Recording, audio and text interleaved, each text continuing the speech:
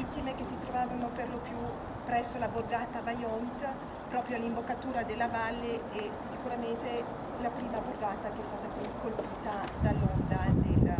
del disastro. Rispetto a quello che è stato detto, magari io aggiungo il fatto che gli amministratori devono sempre essere molto attenti a quello che è la sensibilità dei propri cittadini. Questo 50esimo è vissuto dalla popolazione in modo non univoco, quindi noi all'interno dei 4 sindaci dei paesi coinvolti dal disastro ci siamo costantemente riuniti proprio per riflettere sulla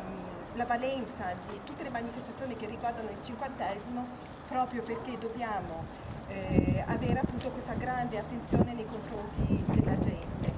E quindi 50esimo forse Giro di Boa, 50esimo per un evento che